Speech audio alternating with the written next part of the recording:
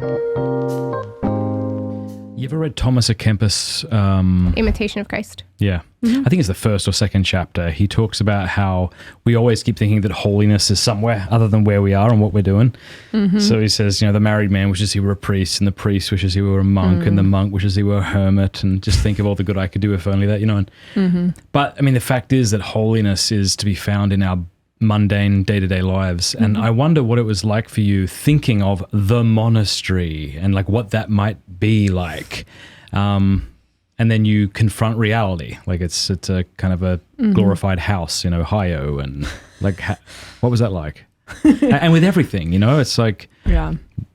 Well, once I take the name, or once I take the veil, or once I do this, it's like, no, it's to be found here, not there. Right.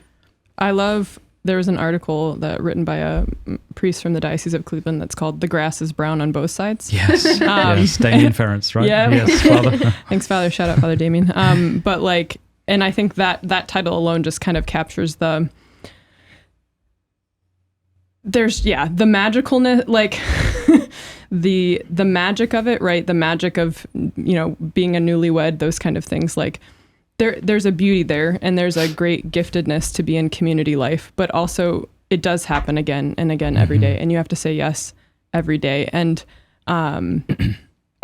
yeah, precisely what you're saying, that we think holiness is being someone else, not only being somewhere else, but being someone else. Like if I could just be like that sister, if I could just look as holy as she looks, or if I could just sand down these parts of my personality that seem to me to be like embarrassing or an obstacle to holiness, as opposed to accepting who I am before our Father. Right. And that's precisely, my spiritual father was like, do you realize that like if God didn't want you to have one of those imperfections, he could take it away like that? He's like, so like he's actually allowing those to stay for your like, and your like own he loves those. Yeah. My spiritual father once said to me, Matthew, if God wanted you to be Padre Pio, he would have made you Padre Pio. Yeah, precisely. And we spend so much time just trying to be anyone but ourselves. Oh, what a line. And so I think, and that's the journey, right? Like, say that again, would you? Let's dwell here. This is a beautiful place. Yeah, we spend so much time trying to be anyone but ourselves. And I think that's the great journey. And that's why monastic life's important, right? Like people always ask us like, what do you do? It's like, it's not about what we do, it's about who we are. And so as we journey, like we don't actually understand, like as Christians, how much our individual healing is actually necessary for the whole world. And so as monastics, we say, I'm going to go to the monastery and I'm going to conform myself to Christ. And I'm going to trust that even though I have no idea how that affects anything in the whole world, I trust that it is effective because it's united to him. And I'm going to persist in this very small little place and trust that the more that I allow him to make me who he created me to be, and I stop rejecting who he created me to be, that like, that's actually the most effective thing I can do. Even more than whatever job I could do, and to be a doctor and go all these places, or to do all these different things, which those are all necessary, but like, that's not what he called me to do. And if I reject what he called me to do, then I'm not pouring forth the grace that I could, because that's what I was created to do. I want to take another swipe at this. Why is it that we seek to be anyone other than ourselves? What is that about? Because we're not just talking about overcoming vice in our life, right, so as to be more virtuous. We're talking about something deeper. Like there's an acceptance of ourselves that is appropriate for a Christian, because I've been made by the Father who loves me, and I'm not an accident. But why is it, do you think, that we seek to be people other than ourselves?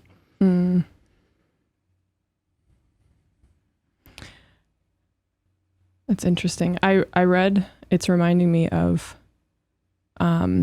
Father Walter Chiswick has a book called, he has He Leadeth Me, but there's another book called With God in America, actually. And there's a talk he gave to apostolic sisters called Patience with Ourselves. And it talks about how we sometimes wrangle against this. We wrangle against, like, we are here and called to love a God who's intangible, untouchable, all these things outside of us. And we're very human, tangible, like sensible creatures. And so when we come up against his intangibility and all we can sense is our own weakness, of course we're going to rebel against that. of course we're going to, because all we can touch are the ways that we're imperfect. But so what we're called to do is open those places and trust that even though we don't feel it, he fills in those in. Like he comes and resides in those places if we open them to him. But the devil convinces us that we should keep them closed and hidden because they're terrible. But actually those are the places of union, those places of struggle with loving ourselves. What do you think? I think a lot of it comes down as well to our lack of interior peace. So I think we trick ourselves into thinking that if the externals were different, then I'd be happy. And if the externals were different, then I'd be at peace. And whether those externals are a different job, a different vocation, a different living situation, a different friend, a different whatever it is, i.e. being someone other than myself. If those things were different, then my life would be easier and I would be happier. But really, I think that's just indicative of a lack of interior peace. You know, my favorite quote right now is by Saint Seraphim of Sarov. And there's like different variations of it, but something along the lines of acquire interior peace and thousands around you will be saved.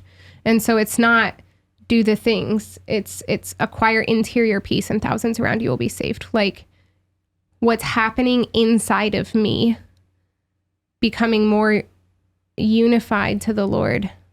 Like that's what's saving people around me. It's not the things that I'm doing. And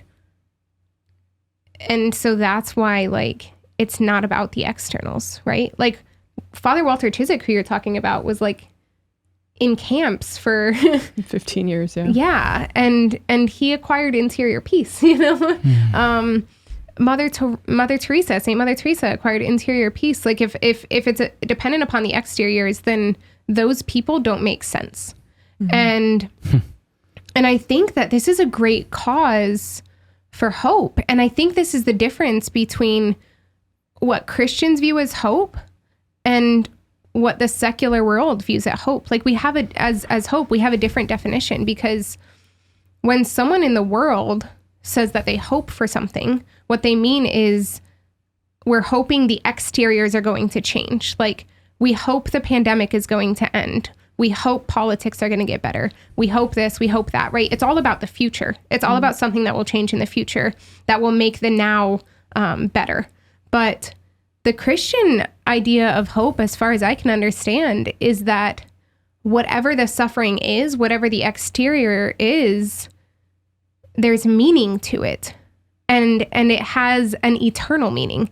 And I think that that's actually a much more joyful idea of hope, because we can't change the externals often, almost ever, you know? Mm-hmm. And so why are we going to depend upon the things that we can't change? And the other beautiful thing about it is it's not dependent upon what's happening in the future, like it is in that first idea of hope. Mm-hmm. Like it means that my life, my interior, my joy can change right now. Mm-hmm. I don't have to wait until tomorrow when things are different. Like I can be happy now.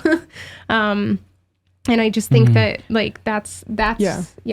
I think, and to piggyback off what you were saying, as you're saying that it's coming, I realized I wasn't actually fully answering your question, but I think the reason why we move, like we reject ourselves, is because of achadia, because of this, which is the Greek term that means like despondency, like not being we don't want to be in the present moment because it's so uncomfortable, because the place that we meet God is within us right now. And the devil is constantly drawing us, like you're talking about hope, like he's trying to move hope to be either something of I need to fix this thing from the past, or I need to worry about this thing in the future. None of that is being with God right now, and I can only be with God right now in me as I am. And from there I can hope for the things that will change, but like this is where I experience God, and so that's the devil's greatest place of attack.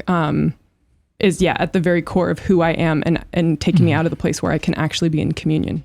Thank you very much for watching that clip. Before you go, do us a favor, click like, click subscribe, and if this really meant something to you, help us out by sharing it.